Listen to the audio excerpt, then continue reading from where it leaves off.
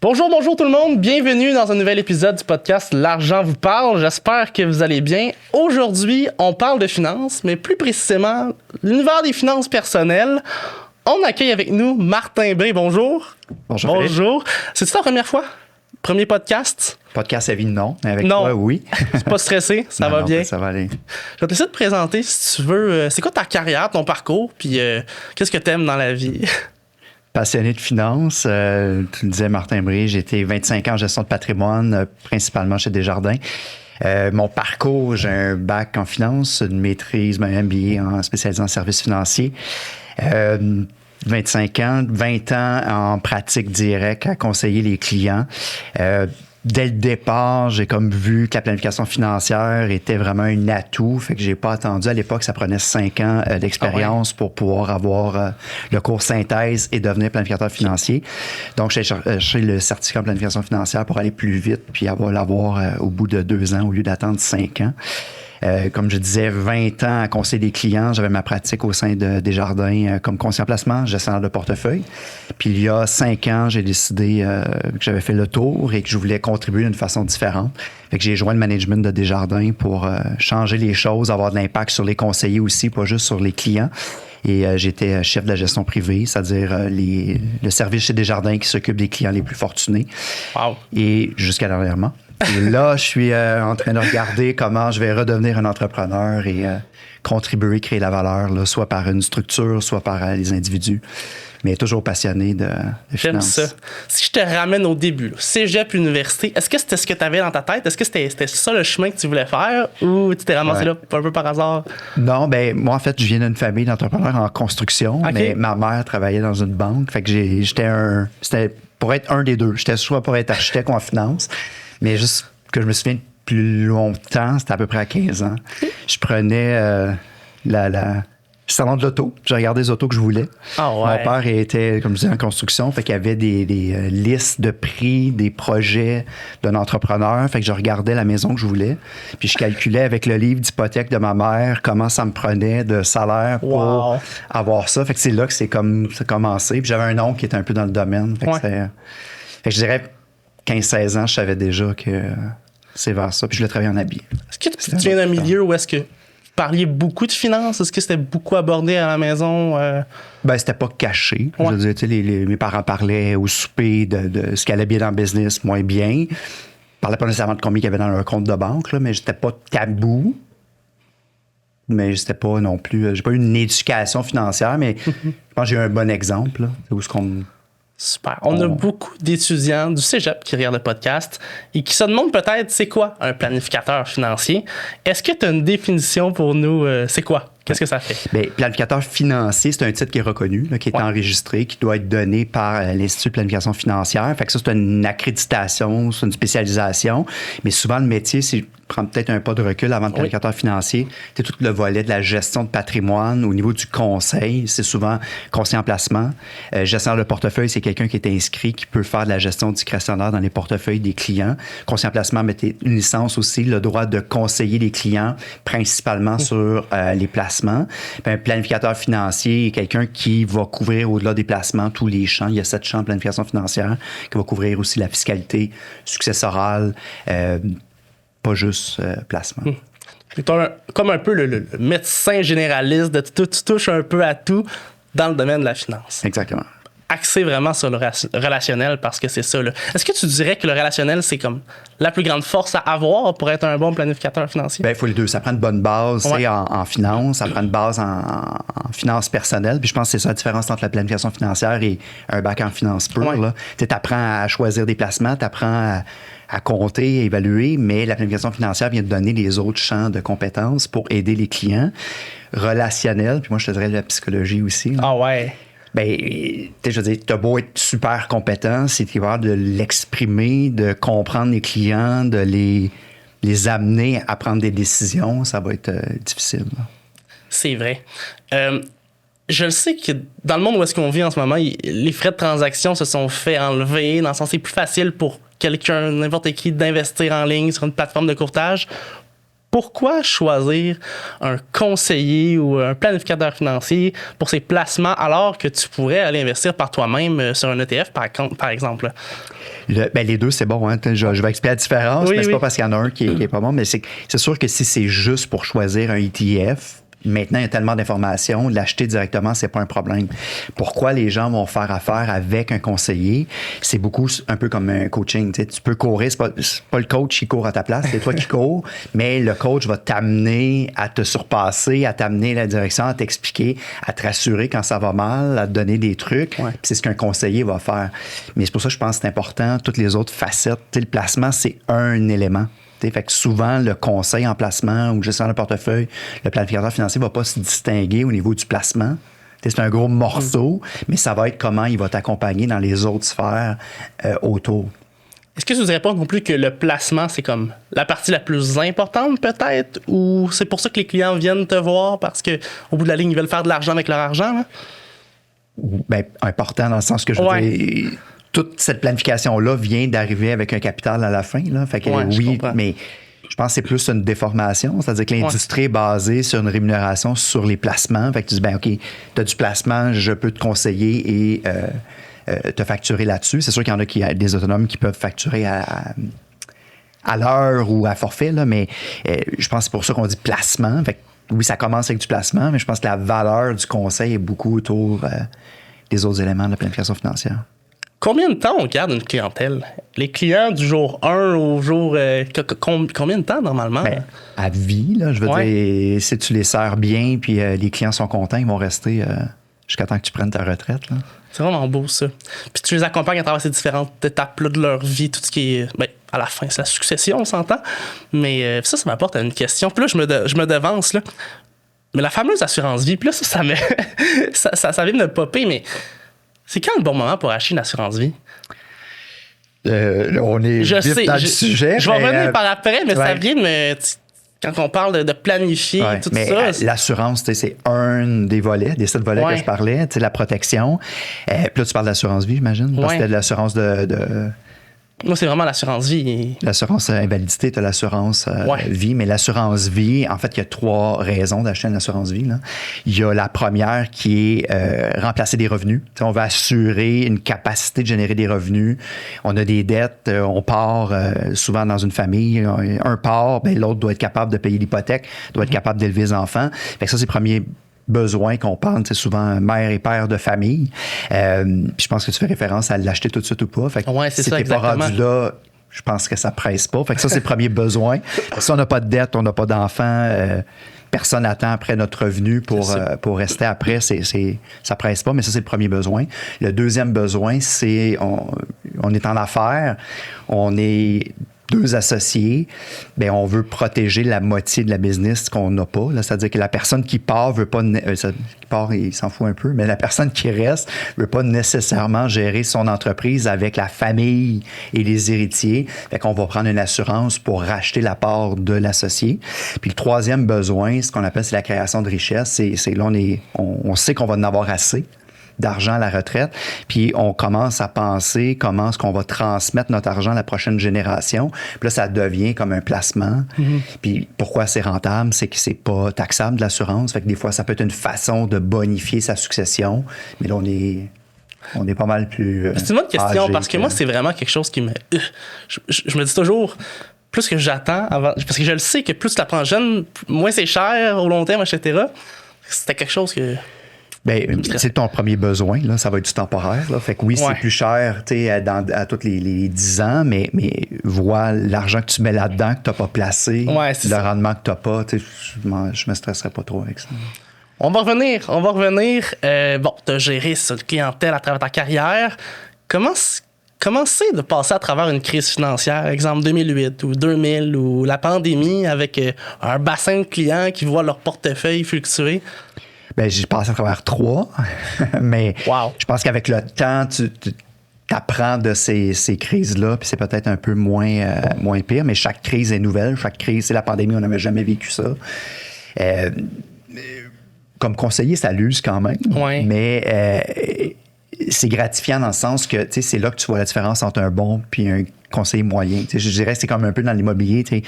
Quand tout va bien, quand tout monte, c'est peut-être plus facile de faire la job. Quand ça commence à être difficile, ben c'est là que tu vois les meilleurs qui se distinguent. Puis c'est comment est-ce qu'on va accompagner les clients. Puis tu parlais de temps avec les clients. Ben, plus longtemps le client est avec toi, ben, plus que ça va bien souvent là-dedans. Là.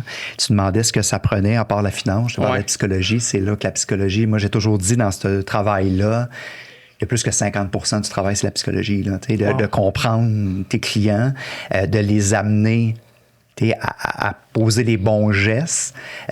Puis dans les crises, c'est là que c'est important parce que toi non plus, tu ne sais pas quand ça va rebondir, tu ne sais pas quand ça va remonter. Je me souviens, 2007-2008, elle a duré 2 ans. Puis à chaque fois qu'on pensait que c'était fini, il y avait une autre patte, une autre faillite. Puis là, ben, la panique reprenait. Fait que tu ne peux pas promettre. C'est illégal de promettre du rendement. C'est illégal de promettre que ça va rebondir. Fait que comment tu amènes tes clients à pas paniquer dans cette situation-là. Fait que tu sais qu'il faut pas paniquer. Mais moi, je ramenais toujours au plan. On va recalculer c'est quoi l'impact que ça a sur ta retraite. Es-tu capable d'attendre 1 an, 2 ans, 3 ans? Puis, je pense plus longtemps tu travailles avec les clients qui ont vécu avec toi ces crises-là, ben ils en ont vu d'autres, puis ça passe plus facilement. Mais c'est là que c'est important d'avoir un conseiller. Tu parlais tantôt de pourquoi pas investir seul. Ben souvent, les gens qui paniquent vont être ceux qui gèrent eux-mêmes leur placement avec un conseiller, dire OK, ben regarde, ça vient de baisser de 10. Comment est-ce qu'on. C'est vraiment un bon point que tu apportes. La bourse vient de baisser. Comment tu dis à ton client, on va attendre? Parce qu'historiquement, ça monte, mais tu peux pas faire d'obligation, tu peux pas dire de garantir des choses. Comment lui faire comprendre ça? Qu'il faut que tu attendes puis ça va remonter potentiellement. C'est pas évident, là. Mais je dis, c'est là toute la notion. Puis là, on n'aura pas le temps de parler de ça, j'imagine, mais toute la notion de risque. Là, je veux dire, est-ce que le client a le bon profil? Puis là, si le client a pris plus de risques, bien, ça l'énerve plus. Mais je veux dire, un client qui a un portefeuille équilibré, bien, il y a une partie qui n'a pas baissé. Puis finalement, bien, il ne baisse pas autant que la bourse. Fait que ça, de pouvoir expliquer ça. Puis c'est là qu'on comprend pourquoi on n'est pas tout en action ou tout à risque ou concentré dans une industrie. La diversification prend tout son sens. Là. J'ai une question pour toi. Moi, je suis 23 ans, potentiellement à me lancer dans une carrière en planification financière. Est-ce que c'est possible pour un jeune de se bâtir une clientèle de zéro? C'est quoi la meilleure façon de commencer dans ce grand monde-là? Bien, partir de zéro, ça se fait. Ouais. C'est beaucoup plus tough, je le trouve, qu'avant. Dans le sens qu'il... Les clients sont déjà investis ou sont déjà connus des institutions. Moi, je trouve que la meilleure façon de partir aujourd'hui, c'est avec les grandes institutions. Je ne dis pas toute ta vie nécessairement, mais je veux dire, la formation, d'avoir des clients assez rapidement. Partir à 22, peut-être à 23, j'ai commencé à 22. Que les clients te fassent confiance à 22 ans, 23 ans, c'est quelque chose qui se gagne, la confiance. Fait que plus que des fois, les cheveux gris aident dans ce domaine-là avec l'expérience. Fait que d'aller dans une institution qui va aussi te former, qui va... j'allais dire donner, pas dans le sens de... Ils sont pas à toi les clients, mais que tu aies un portefeuille de clients à conseiller, à gérer, te donne une expérience avec des collègues qui sont là aussi pour t'aider, te superviser. Moi, je pense que c'est la meilleure façon de commencer parce que sinon, commencer de zéro, c'est de faire du cold call. Puis là, de faire du cold call, ben oui, mathématiquement, ça fonctionne. Quand j'ai commencé à 22, moi, ma recette, c'était de m'associer avec quelqu'un qui était plus vieux, qui avait trop de clients, qui avait besoin d'aide pour les gérer. Puis j'ai un collègue qu'on a fini HSA en même temps qui, lui, a pris la voie du « je commence tout seul, je fais des cold calls ». Puis c'est mathématique. Plus que tu en fais, plus que tu... Mais moi, c'était pas ce que j'avais. J'avais hâte de conseiller, j'avais hâte d'aider des clients. Fait que c'est l'approche que j'ai eue de me coller sur quelqu'un qui en avait plus, qui était capable d'en gérer. Fait que je pouvais tout de suite aider à le faire. Mais refaire, j'irais dans une institution, surtout avec un titre de planificateur financier. Tous les banques ont, et Desjardins inclus, des succursales où il y a du conseil qui doit être donné. Mm-hmm. Ils ont des branch advice dans lesquels une clientèle un peu plus aisée.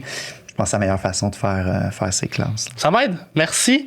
Je veux qu'on fasse la transition avec ton livre parce que je veux qu'on parle d'indépendance financière. Et tu as écrit un livre, là, Leçon d'indépendance financière. Là, je le montre à la caméra, mais pour ceux qui ont l'audio, il va falloir faire la recherche. Veux-tu nous en parler un peu? D'où tu t'es dit, je vais écrire un livre? Oui. En fait, c'est drôle parce que j'ai toujours dit qu'un jour, j'étais pour écrire un livre. Je ne savais pas sur quoi. C'est sûr, c'était pour être autour de la finance, mais je ne sais pas si ça a toujours été comme quelque chose, un jour, je vais le faire. Pourquoi je l'ai fait là? Je suis quelqu'un un peu de méthodique, de recette. T'sais, mon succès, c'était d'organiser les choses, d'organiser ce qu'il fallait faire pour les clients. Puis c'est que je me suis rendu compte que les clients venaient me voir, puis ils disaient, ben, il a l'air d'avoir compris quelque chose, il a l'air d'avoir une certaine recette, une certaine structure qui amène des résultats. Fait en travaillant avec les clients, ben, je me suis mis à documenter ce que je faisais avec eux autres, de peu d'avoir une approche qui était structurée. Puis plus que ton équipe grossit, ben, tu veux que les gens dans ton équipe fonctionnent de la même façon, coach les clients de la même façon. Fait que à un moment donné, ça s'est documenté. Puis, comme chef de la gestion privée, ben, je suis rendu avec 200 employés, 40 gestionnaires privés, 25 banquiers privés. Ben, je le voyais aussi comme une méthode qu'on pouvait coacher les conseillers à c'est bon. Bien servir les clients puis le processus qu'on voulait le faire. Fait que, c'est ça. J'avais fait une couple de balados sur certains de ces concepts-là. Fait que je dis, ben, regarde, il est à moitié écrit, je me lance, je le fais, puis on verra si ça sert. Wow! Comment de temps ça prend à écrire un livre comme ça? Tout et partout, c'est 1 an, mais je veux dire, moi, j'ai encore là, je suis assez. Quand je décide que je veux faire quelque chose, je le fais, puis je me demande comment je peux le faire plus vite. C'est bon. Moi, c'était 10 principes. Il fallait que ça soit fait en 10 fins de semaine. OK. Je suis quelqu'un d'assez sportif, mais au printemps, il y a moins de sport à faire. Fait que j'ai fait ça dans un printemps pluvieux. Fait que je me disais, j'avais commencé, j'avais une base là, de choses qui étaient un peu documentées. Fait que c'était de dire, ben, regarde, un chapitre par fin de semaine, puis je veux que le 30 juin, ça soit fait. Mais après ça, tu as toutes les rondes d'édition. Mais là, c'est moins de travail pour l'auteur. Là, je veux dire, moi, j'avais un job à temps plein et c'est là que je passais mon temps. Là. Est-ce qu'il y a 2 concepts que tu pourrais comme retirer de ton livre importants que tu voudrais dire? Un peu la recette. Je pense que c'est important. Puis je dis pas qu'il y a une seule recette. Là, il y a plusieurs recettes, mais le concept du livre, puis je trouve de votre génération aussi, c'est d'avoir un objectif. Puis là, je ne vais pas faire, plan financier, là, mais avoir un plan, mais ça part aussi avec des objectifs. Je trouve que trop souvent, c'est juste, OK, il faut le faire pour le faire, mais c'est dur de se motiver quand tu veux juste le faire pour le faire. Puis je trouve aussi qu'on se compare beaucoup aux autres. T'sais, souvent, tu dis, ben là, lui, il a ça, l'autre, il a une auto, il s'habille de telle façon, il va en Floride, il va en voyage. Puis là, on veut tout de suite. Mais moi, je trouve faut trouver sa vie, sa vie qu'on veut mener. C'est quoi qu'on veut avoir un jour pour soi, pas pour les autres, là, mais qu'est-ce qui est important pour toi? Puis pour moi, après ça, c'est ça ton objectif de vie. Puis après ça, c'est plus facile de dire, OK, c'est mon objectif financier. Puis pourquoi je le fais? Ouais. Puis après ça, la méthode va venir plus facilement. Fait que moi, je dirais c'est un des concepts. Puis ça a l'air facile, parce que tu parlais tantôt de courtage escompte. Puis oui, mais c'est ça qu'on oublie. C'est la base qu'on oublie. Fait que la base, ça vient par pourquoi je le fais. Puis l'autre concept, je dirais, qui est peut-être différent de d'autres, le concept d'épargne. C'est combien tu gagnes, combien tu dépenses. Puis la différence entre les deux, c'est l'épargne, puis c'est assez basique, mais on parle beaucoup de contrôler ses dépenses. Mais moi, mon succès, puis mon concept un peu, c'est tu peux aussi jouer ses revenus, tu sais. Fait que oui, c'est à la base, là. Tu ne dépenses pas plus que qu'est-ce que tu gagnes si tu veux un jour être indépendant financièrement. Mais moi, je crois aussi de s'élever puis de viser plus haut, tu sais. Puis ça, c'est un des chapitres aussi sur augmenter ses revenus puis comment le faire, tu sais. Fait que moi, je pense que tu peux aussi viser plus haut, faire plus, puis tu vas pouvoir épargner suffisamment, là, puis je trouve ça positif aussi. Oui, vraiment. Que de juste dire dépensons moins. Puis, c'est le fun. Avoir des objectifs, un plan. En finance, quand je commençais à apprendre la finance puis à m'intéresser à ça, il y a plein de concepts, dont le mouvement FIRE. Et j'ai toujours mis un peu en arrière de ma tête sans trop m'y intéresser. Mais je veux qu'on en parle. C'est quoi le mouvement FIRE? Parce qu'on parle de plan, on parle d'objectifs. Peux-tu nous donner une brève description de qu'est-ce que c'est le mouvement FIRE? FIRE, ce que ça veut dire, c'est Finance Independence, puis Retire Early. Fait que c'est dans le fond être autonome financièrement et se retirer jeune. Fait que le concept, puis j'aime beaucoup plus les 2 premiers mots, là, financement, je te l'explique, mais un mouvement qui pousse un peu la retraite jeune, mais d'être libre financièrement pour peut-être faire autre chose aussi. Fait que c'est souvent, puis on n'en a pas parlé encore, mais taux d'épargne, là, normalement, il faut épargner 10 à 20 %. Là. On s'en sort pas. Ouais. Ce mouvement-là prône une épargne de 40, 50, 60 % de ton salaire pour pouvoir te libérer plus vite. C'est peut-être extrême, mais le concept, c'est d'être indépendant financièrement et pouvoir te retirer plus jeune. Penses-tu qu'avec un 10 % d'épargne, on s'en sort pas? C'est pas assez 10 % aujourd'hui? Ou? Ben, tu sais, dans les livres, au début, on apprenait 10. Ouais. Là. Moi, je pense qu'il faut peut-être 20, mais tu sais, c'est quand même assez facile. Tu sais, ça a l'air gros, là. Ouais. Mais tu sais, le gouvernement nous aide aussi. Tu sais, je pense juste au REER. Tu sais, le maximum, c'est 18 % de tes revenus. Ben, le gouvernement te donne un retour d'impôt. Jusqu'à 50 %, c'est dans les braquettes maximales. Fait que ça revient à 10. Là. Fait que, tu sais, moi, je pense que faut le faire. Puis le reste, ben, tu apprends à vivre comme ça. Mais il y a une étape dans la vie pour chaque chose. Ouais. Je veux dire, je pense pas qu'il faut s'inquiéter comme étudiant, de dire il faut que j'investisse. Ben, tu n'as pas de dépenses. Fait que oui, tu pourrais le faire. Mais au début, tu pars de finis l'université, tu gagnes, je sais pas, 50 000, puis tu sais que dans 2 ans, tu vas en gagner 75. Tu peux attendre 2 ans. Là. Ouais. Mais moi, je pense qu'il faut avoir cette discipline-là parce que juste, bien sûr, dépenser plus que qu'est-ce que tu gagnes, ça marche pas. Tu t'en vas dans le mur. Pas épargner. Puis c'est là, moi, ce que je crois à ce mouvement-là, dans le sens où tu peux pas te fier que tu vas toujours être capable de travailler. Ouais. Je veux dire, à un moment donné, l'énergie est moins là, le stress embarque. La maladie peut être là. Fait qu'à un moment donné, il faut être indépendant financièrement un jour. Pas tout obligé de l'être à 45, mais il faut finir par l'être. Fait que si tu n'as pas d'épargne, tu l'es pas. Puis moi, ce que je crois dans ce mouvement-là, c'est d'être libre financièrement ne veut pas dire nécessairement d'arrêter de travailler. C'est pouvoir prendre tes propres décisions. Aimer son travail, il faut, mais après, est-ce que tu veux le faire au même rythme? Est-ce que tu veux prendre le même stress? Est-ce que tu veux le faire dans les mêmes conditions, avec le même boss, avec le même... Fait qu'il y a un moment donné où est-ce que tu veux peut-être prendre d'autres décisions que si tu vis de chèque de paye à chèque de paye ou tu as tes dettes qui t'étouffent, ben tu ne prendras pas toujours les bonnes décisions pour toi. T'sais. Puis celui où je suis peut-être un peu... épargner 50 %, ben ça dépend toujours combien tu gagnes. Je dis, mais je pense pas que l'humain se change. Fait que si tu es capable d'épargner 50 %, ben c'est que tu as moins besoin. Fait que c'est peut-être plus facile.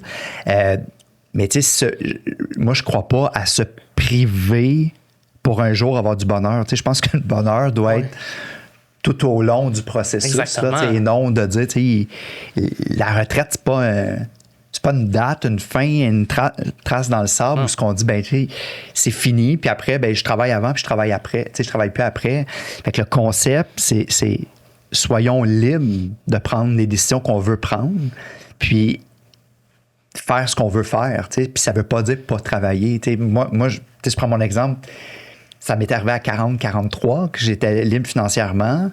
Ben moi, j'ai pris ça pour dire, OK, je m'en vais dans le management. Je peux arrêter. Fait que je suis pas obligé de gagner le même montant que quand j'étais comme conseiller. Fait que je vais aller contribuer à faire autre chose. Bon. Les exemples, on s'en parlait l'autre jour quand on s'est parlé vite, mais tu prends...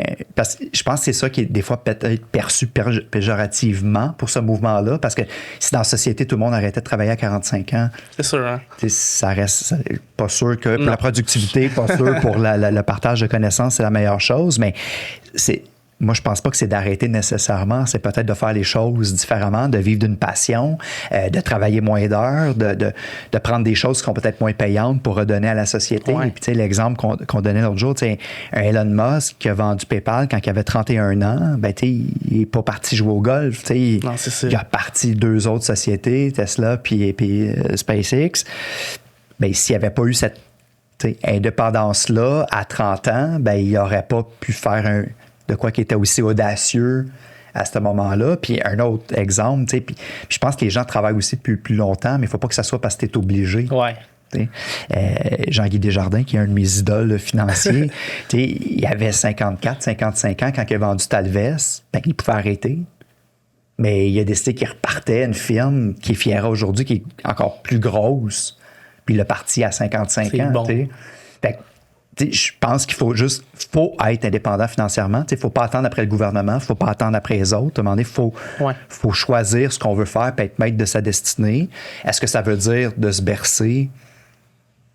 Pas nécessaire. On va parler aussi d'aimer le processus, avoir du plaisir durant le processus. Ça, c'est ma prochaine question. Est-ce que c'est réalisable? À 45 ans, est-ce que c'est pas se priver avant? Puis j'imagine que ça va dépendre de chacun. Ouais. Mais moi, je pense qu'il y a deux types de personnes. Je veux dire, tu as des gens qui, c'est facile d'épargner parce que ils n'ont pas des goûts luxueux, puis c'est pas pour se priver qu'ils le font. Ils le font parce qu'ils sont comme ça, puis ils changeront pas à la retraite.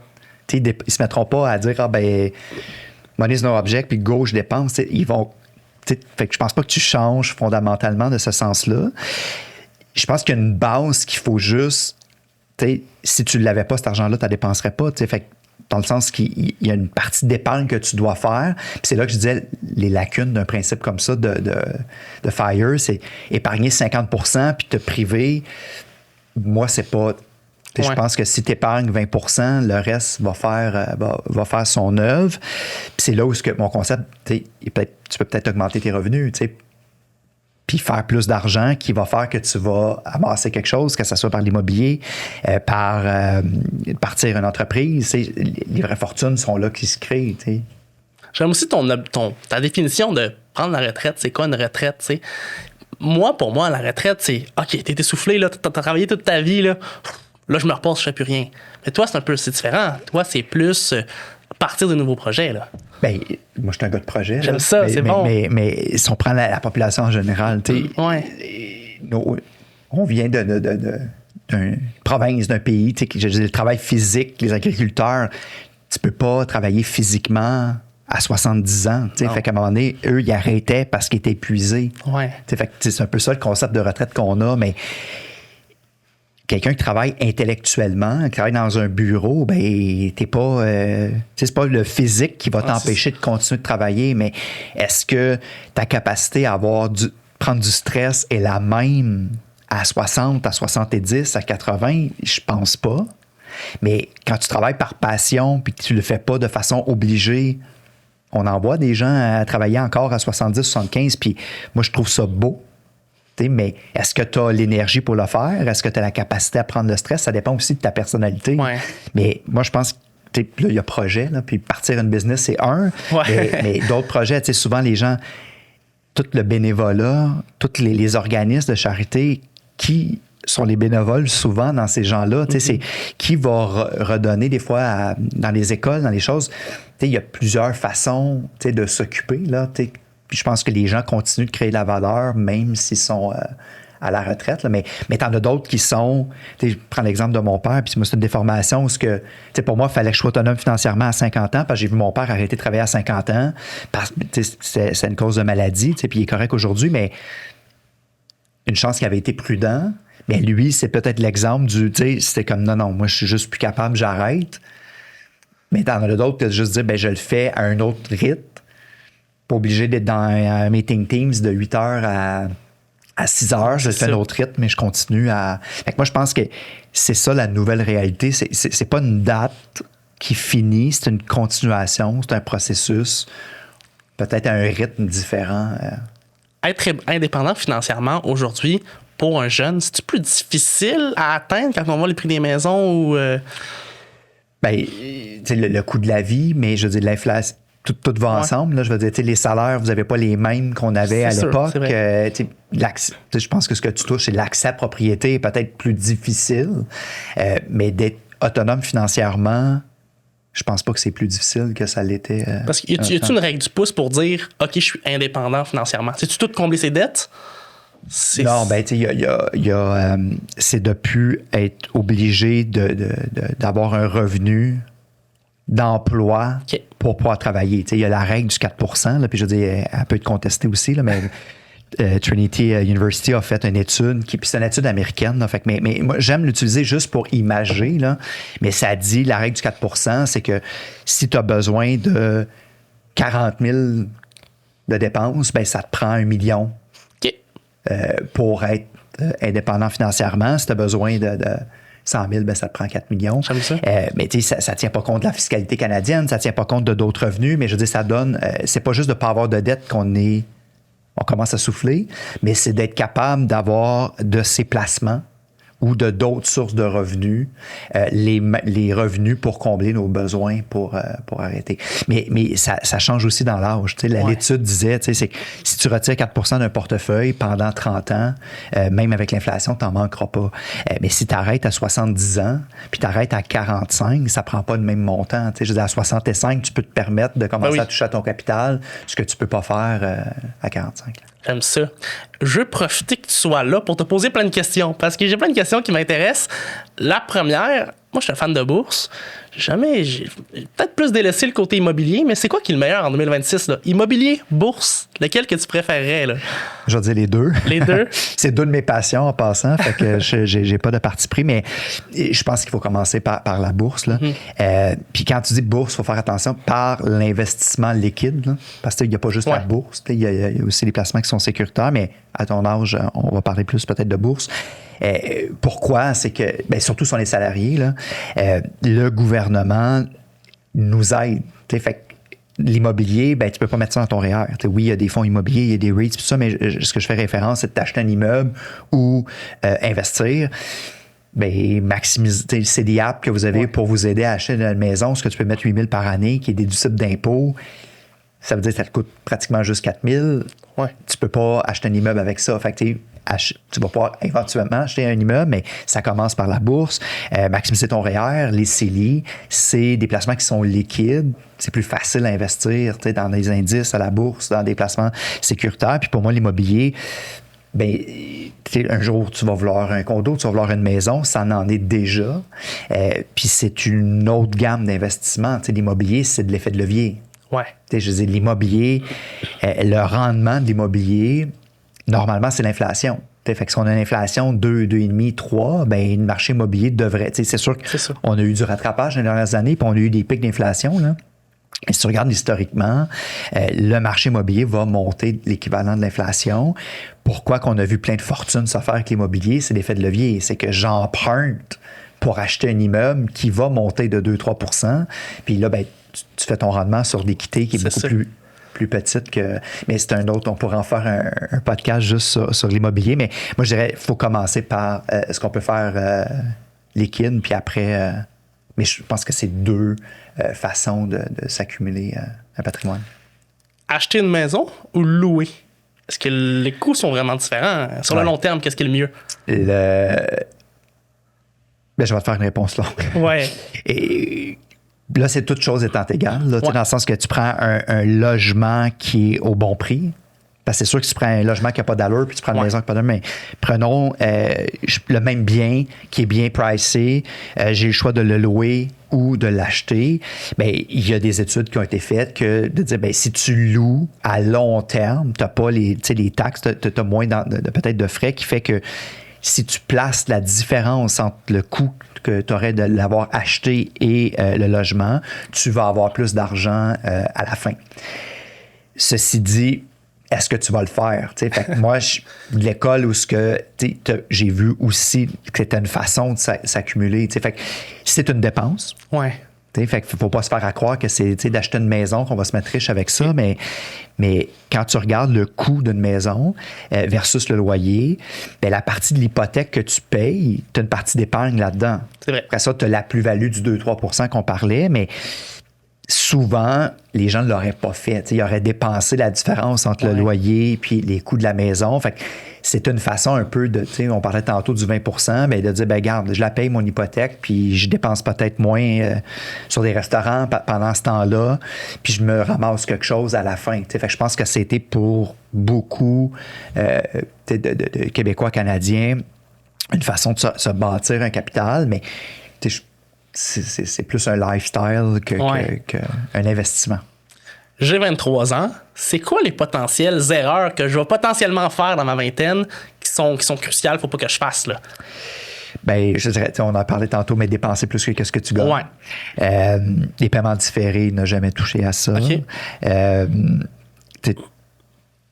Parce que je veux dire, si tu n'as pas d'argent au bout, c'est problématique. On parlait tantôt, je pense, d'avoir un plan, de pas juste...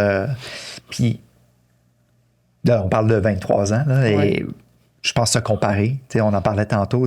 Vis ta vie à toi. Vis ce que toi, tu as le goût de faire. Qu'est-ce qui est important pour toi. L'autre à côté, c'est peut-être d'autres choses. Puis souvent, à se comparer, dire moi, je veux ça. Non, mais toi, est-ce que ça te fait plaisir de l'avoir ou pas? Je pense que c'est des bases qui vont vous servir toute votre vie. Puis peut-être l'autre conseil que je te donnerais... Puis je l'aborde un peu, là. Puis c'est un vieux concept, le livre de Napoléon Hill qui pense et devient riche. Là. OK. C'est écrit dans les années, je pense, 20 ou les années 30. Il parlait de spécialisation.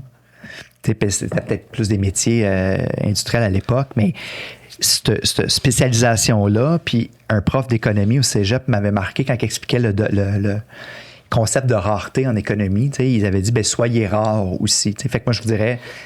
Ça se bâtit une carrière, ça se bâtit une expertise. Fait que ce soit qu'on appelle spécialisation, rareté, moi je dis soyez unique. À un moment donné, c'est quoi que tu aimes, qu'est-ce qui te passionne, sur quoi. Fait qu'un CV, ça se bâtit, une carrière, ça se bâtit. Fait que oui, un bac, il y a plein de monde qui l'ont. Mais après ça, est-ce que tu as une maîtrise? Est-ce que tu as le CFA? Est-ce que tu es planificateur financier? Est-ce que tu as eu tel stage? Quelle expérience tu es allé chercher dans une entreprise? Tous ces éléments-là vont faire de vous une personne plus unique, qui va pouvoir demander plus cher, d'accéder à des promotions, d'accéder à des situations qui va vous aider à bâtir cette... Ça m'amène à une autre question. Est-ce qu'il vaut mieux accepter un salaire élevé ou une job qui te passionne mais que le salaire est beaucoup plus bas quand tu es jeune? C'est quoi le mieux? Est-ce que c'est mieux de pousser fort sur une job que tu aimes moins au début? La passion. La passion. Ouais. Moi, je crois pas. Si c'est juste l'argent qui est important, tu vas faire les mauvais choix. La passion va t'amener à prendre de quoi qui te passionne, donc tu vas pouvoir travailler plus longtemps. Tu vas travailler, tu vas avoir du fun. Tu vas pouvoir travailler peut-être plus d'heures ou avec plus d'énergie qui va faire que tu vas gagner plus. C'est peut-être ça qui va t'amener après à te partir en affaires dans ce domaine-là, qui va t'amener d'autres revenus. Fait que moi, je pense qu'il faut choisir la passion. Puis après, l'argent ne vient pas avec le salaire horaire plus élevé, vient avec ce que tu vas en faire après. Avec. Puis c'est difficile comme question parce qu'en même temps, c'est difficile de ne pas se comparer non plus. Quand t'es jeune, tu vois tes amis, ils ont un stage en investment banking à Montréal, puis c'est comme, ils vont faire le gros salaire, puis tu veux les atteindre, tu vas être au même niveau qu'eux, tu comprends? Fait que c'est pas évident, là. On parlait de plan, moi je pense qu'il faut le voir, puis moi c'est exactement ça. Tu avais 2 ans, j'ai fait des entrevues d'investment banking, puis j'ai choisi la gestion de patrimoine. La première année, c'était moins payant, mais je veux dire, au bout du compte, tu rattrapes. Fait que, je pense que le truc là-dedans, c'est, tu as 23, va aller jusqu'à 30. D'ici 30 ans, c'est quoi les steps que tu veux faire, c'est quoi que tu veux atteindre, c'est où ce que tu veux être, puis c'est quoi que ça va donner au bout du compte. Là. Fait que, c'est 2 carrières passionnantes. Là. Il y en a une qui est plus payante peut-être plus vite, mais au long terme, moi je dis tout le temps, puis ça c'est très personnel, mais moi je suis pas sûr que j'aurais été capable de la toffer, cette carrière-là. Ça aussi. Pendant 20 ans, 30 ans. Fait que ça, c'est l'autre élément aussi. Des fois, un succès financier, ça se bâtit par étapes. Puis c'est les coûts qui s'accumulent qui fait le succès. C'est pas un grand coup. Fait que si tu regardes ton succès puis tu fais ton bilan à 25, c'est celui de 30, 35, 45, 55, 65 qui compte. Fait que je pense de le voir, le truc, peut-être sur plus qu'une année. Puis encore là, c'est tout ça que tu as le goût de faire ou tu n'as pas le goût de faire. J'ai des amis qui font un bac, après qui font une maîtrise, qui font une autre maîtrise dans un autre domaine. C'est quand qu'il faut sortir de l'école? Parce que je sais que le milieu du travail est différent de l'école. À quel point c'est différent, tu sais? Là, ça dépend. Je ne connais pas ces gens-là.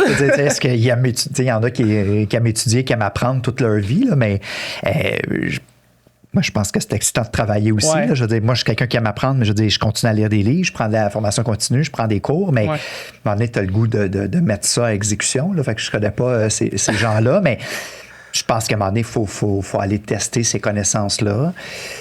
T'sais, moi, quand tu me dis ça, c'est peut-être un conseil que j'aurais. Je pense mieux vaut le faire pendant que vous êtes dans un train de vie d'étudiant de dire, ben regarde, t'es sûr que tu vas faire une maîtrise, fais-le, puis après ça, go, go, go.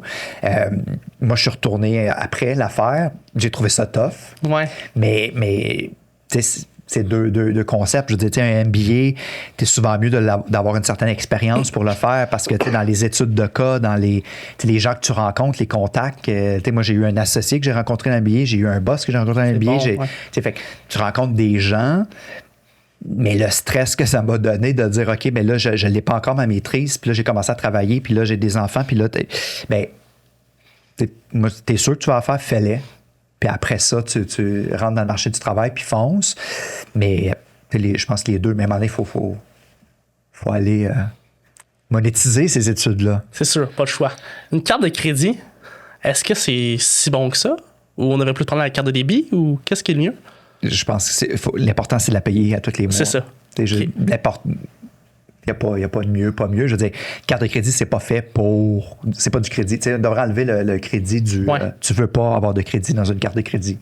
Mais tu bon, veux ça. avoir un relevé mensuel où ce que tu vas tes dépenses, mais il faut les payer tous les mois. Puis si t'es pas capable de le faire, t'es mieux de pas toucher. La fameuse auto. Tu sais, tantôt, on parlait de dépenses dans la vingtaine, là, prendre une auto, acheter une auto. Est-ce que c'est le meilleur choix ou potentiellement louer ou potentiellement acheter usagé?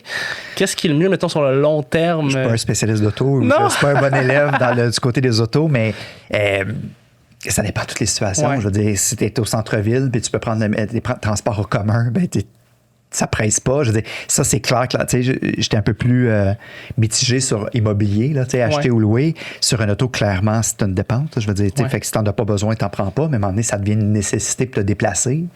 T'en as une, tu sais, le moins cher possible est le mieux, mais encore là, tu sais, je parlais de choix, tu sais. Ouais.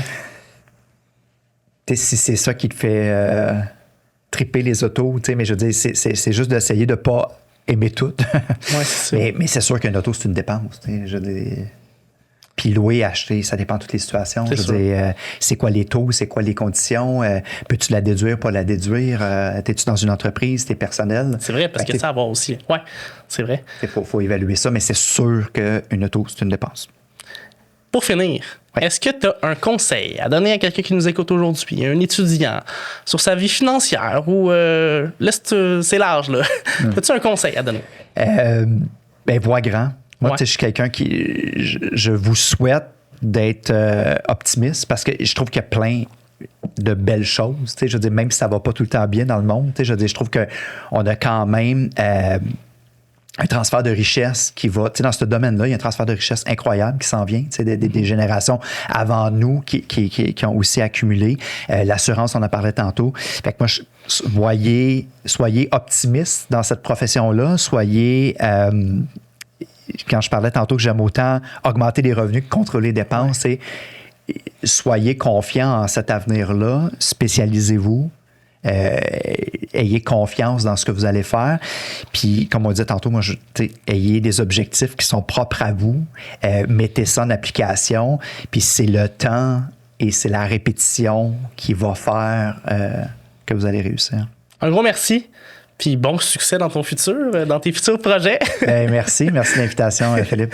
Merci, bye bye tout le monde.